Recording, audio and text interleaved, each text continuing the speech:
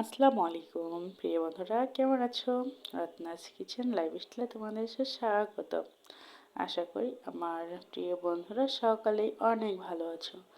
দেশ ও দেশের বাইরে যে আমার প্রিয় ভাই ও বোনেরা আছো, তোমাদেরকে জানাই অনেক অনেক ভালোবাসা। আজকের রেসিপিটা তোমাদের জন্য নিয়ে এলাম সয়াবিনের। তো দেখেই বুঝতে পারতেছো কতটা টেস্টি আমি একটা রেসিপি। চলো দেরি না করে আজকের রেসিপিটি দেখে আসা যাক। আমি এখানে গরম পানি করে নিয়েছি আর 200 গ্রামের মতো সয়াবিন নিয়েছি। তো গরম পানিগুলো করে সয়াবিনগুলোকে আমি ভিজিয়ে রাখবো 5 মিনিটের মতো। এদিকে আমি আবারও চুলা ধরিয়ে দিলাম। তো এখন আমি এখানে যেটা করব সেটা হচ্ছে সয়াবিনের জন্য একটা মশলা বানাবো। সেটা রেডি করার জন্য আমি কড়াইয়ে তেল দিয়ে দিব। এই মশলাটার জন্য কিন্তু সয়াবিনটা একদম ইয়াম্মি আর টেস্টি হয়। আপনারা যদি এই মশলাটা এরকম পারফেক্টভাবে তৈরি করতে পারেন, তো অবশ্যই আপনাদেরও সয়াবিন অনেক ভালো লাগবে আর রান্না করেও খেতে ইচ্ছা করবে। তো আমি এখন দিয়ে দিলাম পেঁয়াজ কুচি। পেঁয়াজ কুচিগুলা ভালো করে একটু নেড়ে চেড়ে ভেঙে নিব। হালকা একটু লাল লাল করে নিতে হবে। যখন লাল লাল করে নেওয়া হবে তখনই দিয়ে দিব উপকরণগুলো আস্তে আস্তে। তো অবশ্যই এই দিকটা আপনাদের খেয়াল রাখতে হবে। একদমই কিন্তু ভেজে নেওয়া যাবে না। হালকা একটু লাল লাল করার সঙ্গে সঙ্গে কিন্তু তারপরে দিয়ে দিতে হবে। তো এখানে আমি দিয়ে দিচ্ছি রসুন। আমি রসুনগুলা গোটা গোটা কোয়া করে রেখেছি আর দিয়ে দিলাম আদা। আদাগুলো আমি চিকন করে কুচি করে নিয়েছি যেন পরবর্তীতে তাড়াতাড়ি সেদ্ধ হয়, ব্লেন্ড করতেও কোনো সমস্যা না হয়। এই জন্য আমি ছোট করেই দিয়েছি। কিছুক্ষণ আমি নেড়ে নিলাম। নেড়ে নেওয়ার পর এখন আমি দিয়ে দেব টমেটো। টমেটোগুলা আমি টুকরো টুকরো করে কেটে নিয়েছি।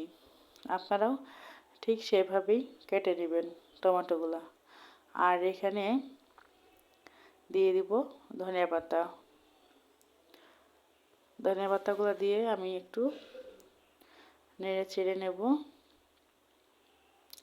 আর সামান্য পরিমাণ লবণ দিয়ে দিলাম যেন তাড়াতাড়ি টমেটো থেকে পানি বের হয়ে আসে। আর এখানে আমি কিন্তু কাজু বাদাম কিন্তু ব্যবহার করছি। আপনার 50 গ্রামের মতো কাজু বাদাম দেওয়া হবে এখানে। আর কাজু বাদামটা দিলেও কিন্তু এই সয়াবিনের টেস্টটা খুব সুন্দরভাবে নিয়ে আসে।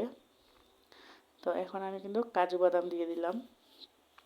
কাজু বাদাম সহ এগুলো এখন আমি ভেজে নিব কিছুক্ষণ, নেড়ে চেড়ে নিতে হবে। তো দেখতে পারতেছেন টমেটোগুলো কিন্তু অনেকটাই সেদ্ধ হয়ে আসছে, নরম হয়ে আসছে। তো আমি কিছুক্ষণ নেড়ে ছেড়ে দিলাম অনবরত, না হলে নিচে লেগে যাবে। তো এখন আমি দিয়ে দিলাম অল্প পরিমাণ হলুদ গুঁড়ো আর একটু দিয়েছি মরিচ গুঁড়ো, যাতে স্বাদ আর কালারটা পারফেক্টভাবে থাকে এই জন্য। আর আমি অল্প একটু পানি দিয়ে দিলাম যেন পারফেক্টভাবে সেদ্ধ হয়ে যায় আর মশলাটা তৈরি করার সময় যেন খুব সুন্দরভাবে সফটলি মিশে যায়, যেন কোথাও কিছু না থাকে। এখন আমি ঢেকে দেব। ঢেকে দিয়ে 5 মিনিটের মতো রান্না করে নেব। এদিকে সয়াবিনটা কিন্তু দেখুন হয়ে গেছে। একদম পানি কিন্তু নিগড়িয়ে নিতে হবে যেন একটুকু পানি না থাকে। একদম সয়াবিনগুলো ঠিক সেভাবেই নিগড়িয়ে নিতে হবে চিপে চিপে। পানি থাকলে কিন্তু একদমই খেতে ভালো লাগবে না। তো এখানে আমি টক দই দিয়ে দিলাম 100 গ্রাম পরিমাণ। তো আজকের এই স্টেপ বাই স্টেপ আপনারা ফলো করবেন, অবশ্যই ভালো লাগবে আজকের রেসিপিটা। দিয়ে দিলাম হলুদ গুঁড়ো, দিয়ে দিলাম মরিচের গুঁড়ো। আপনাদের স্বাদ মতো আপনারা মরিচের গুঁড়ো দিয়ে দিবেন। দিয়ে দিলাম একটু কালো গোলমরিচ গুঁড়ো, দিয়ে দিলাম লবণ,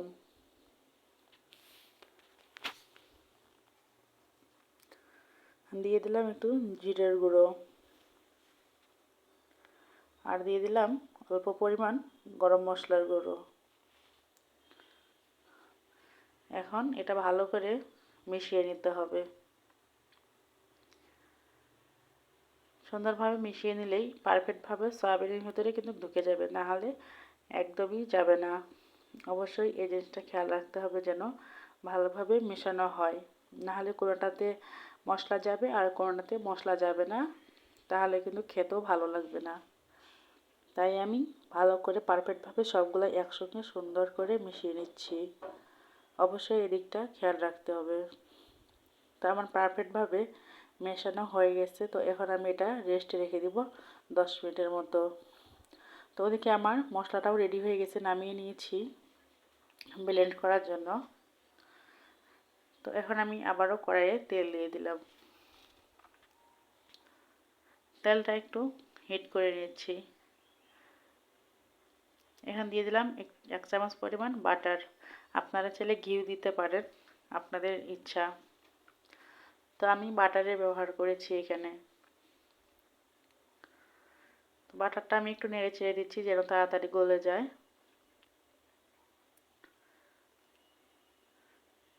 দেখুন বাটারটা কিন্তু গলে গেছে, দেখে বোঝা যাচ্ছে।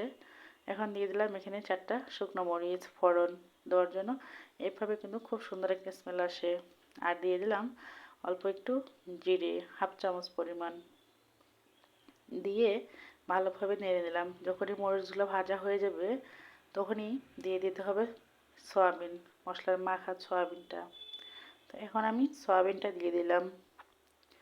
সয়াবিন দেওয়ার পরে অনবরত কিন্তু নেড়ে চেড়ে দিতে হবে, নিচে লেগে গেলে কিন্তু ভালো লাগবে না। তাই আমি অনবরত নেড়ে চেড়ে দিব।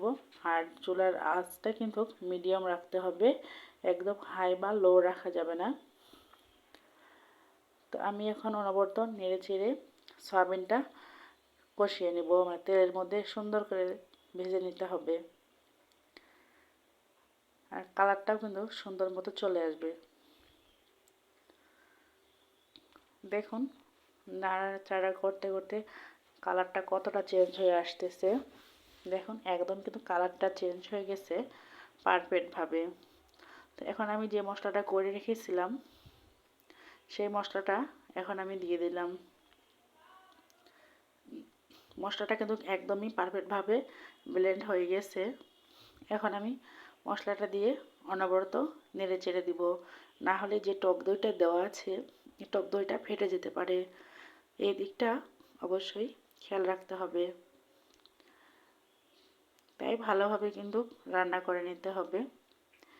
তো আমি কিন্তু অনবরত নেড়ে চেড়ে দিচ্ছি যেন কোথাও নিচে লেগে না যায় বা টক দইটা ফেটে না যায়। কিছুক্ষণ এভাবেই কষিয়ে নিচ্ছি। কষিয়ে নিয়ে কিন্তু কিছুক্ষণ এভাবেই রান্না করলাম।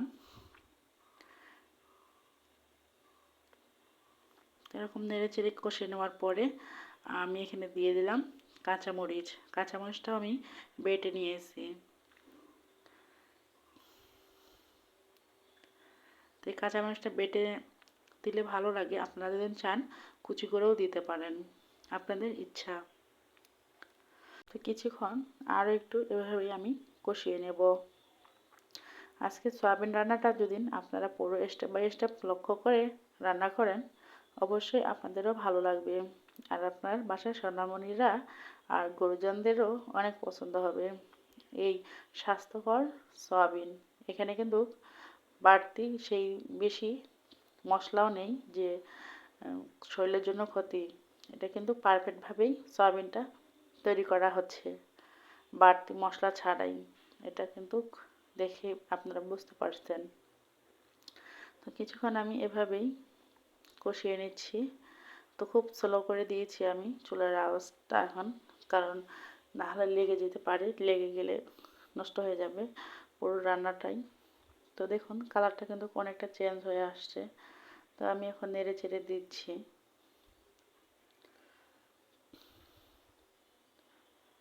দেখে বুঝতে পারতেছেন কতটা সুন্দর হয়েছে। তো আমি এখন একটু উষ্ণ পানি দিয়ে দিব। উষ্ণ গরম পানিটা পরিমাণ মতো দিয়ে দিলাম যেন এখন ভালোভাবে মশলাটার সঙ্গে সয়াবিনটা পারফেক্টভাবে কুক হয়ে যায়। তা আমি এখন কিছুক্ষণ এভাবে নেড়ে চেড়ে মিশিয়ে নেব মশলাটার সঙ্গে। সাইডগুলো দিয়েও আমি ভালো করে পারফেক্ট করে সুন্দরভাবে মিশিয়ে নিলাম সয়াবিনের মশলাটা। যারা বলেন সয়াবিন খেতে ভালো লাগে না, আজকের রেসিপিটা শুধু তাদের জন্যই। অবশ্যই পুরো রেসিপিটি দেখার অনুরোধ রইল। আর যারা এখনও আমার চ্যানেলটি সাবস্ক্রাইব করোনি, প্লিজ চ্যানেলটি সাবস্ক্রাইব করে পাশে থাকবে। আর সবার আগে ভিডিও পেতে চাইলে নোটিফিকেশনটা চালু করে দিতে হবে। তো আমি আবারও নেড়ে চেড়ে দিচ্ছি। আর আমার কথার মাঝে যদি কোনো ভুল ত্রুটি থেকে থাকে অবশ্যই ক্ষমা দৃষ্টিতে দেখবেন। আমার সকল প্রিয় ভাই ও বোনেরা, আমার প্রিয় বন্ধুরা, তোমাদের ভালোবাসায় এগিয়ে যাবো ইনশাল্লাহ। আর যেভাবে আমাকে আমার পাশে ছিলে, পাশে থাকবে, সেভাবে সারা জীবন পাশে থেকেও এই আশাই করি।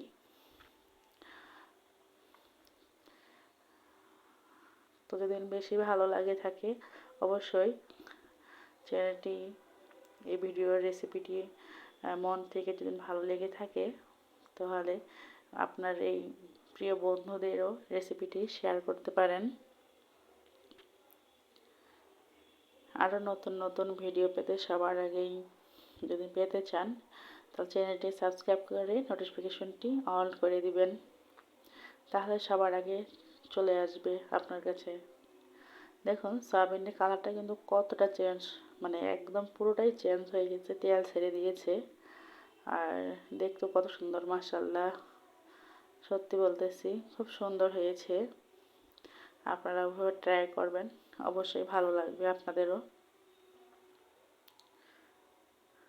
দেখুন কতটা সুন্দর হয়েছে কালার, হ্যাঁ দেখেই বোঝা যাচ্ছে একদম পারফেক্ট রান্না হয়ে গেছে আর কি। তো দেখুন রান্না কিন্তু একদমই হয়ে গেছে, একদম মানে খুব সুন্দরভাবে কুক হয়ে গেছে। চলুন নামিয়ে নিলাম। এখন দেখুন কালারটা কতটা সুন্দর ইয়াম্মি হয়েছে, দেখে বুঝতে পারতেছেন মাশাআল্লাহ। হ্যাঁ সাইড দিয়েও কত সুন্দর তেল তেল ভাব চলে আসছে, যা একবার দেখলেই বারবার খেতে মন চায়। এরকম সুন্দর একটা রেসিপি, আশা করছি ভালো লেগেছে তোমাদের। তা আজকের মতো বিদায় নিচ্ছি, সবাই ভালো থেকো, সুস্থ থেকো, তোমাদের জন্য অনেক অনেক ভালোবাসা। আর আল্লাহ হাফেজ, আসসালামু আলাইকুম।